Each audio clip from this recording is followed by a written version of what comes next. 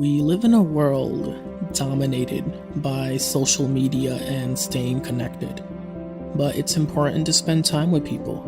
You get to learn so much from others, and some of our most joyful moments come from relationships. But spending too much time with people can also be a bad thing. Our mobile devices make us think we need to be connected all the time.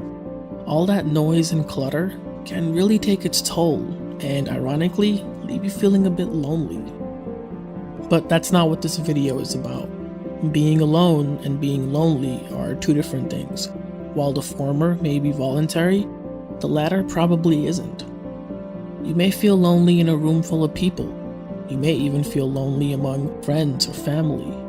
Loneliness doesn't necessarily mean being without people. It can, but not always. Practicing solitude could reduce your feelings of loneliness.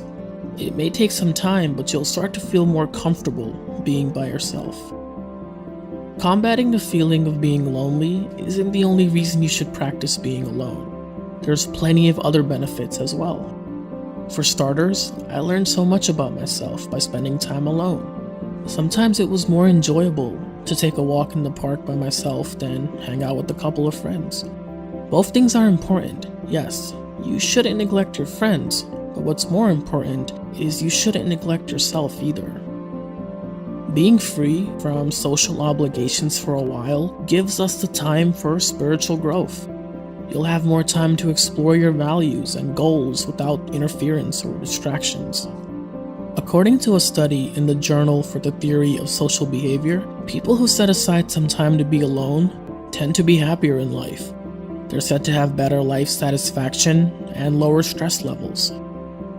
Being alone really opens your mind about yourself and who you really are deep down. And getting to know who you are and your core values can also help you enhance the quality of your relationships as well.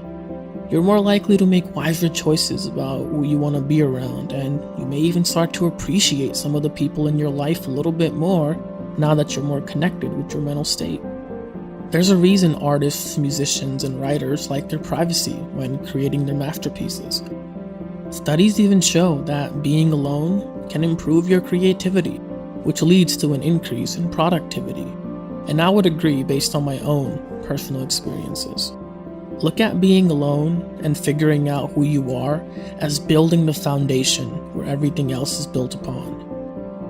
I got in touch with an old friend recently who always used to be around people all the time due to his job. He called himself a people's person, but he wasn't exactly happy when he was alone. He had all these negative thoughts which he couldn't control. Circumstances forced him to change his job and move to a different state. Now he's a different person entirely. He admits that life may have forced him to be alone for some time, but it's been the best thing that's happened to him. He was able to find his inner calling, and his love for his wife and kids are now stronger than ever. When you're always around other people's influence and presence, you tend to kind of forget your own.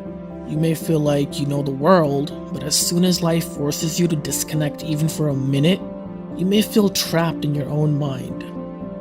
There's nothing wrong with spending time with family and friends. There's nothing wrong with checking social media either. Just don't do it at the expense of yourself. Don't try to understand everything around you without first understanding what's within you.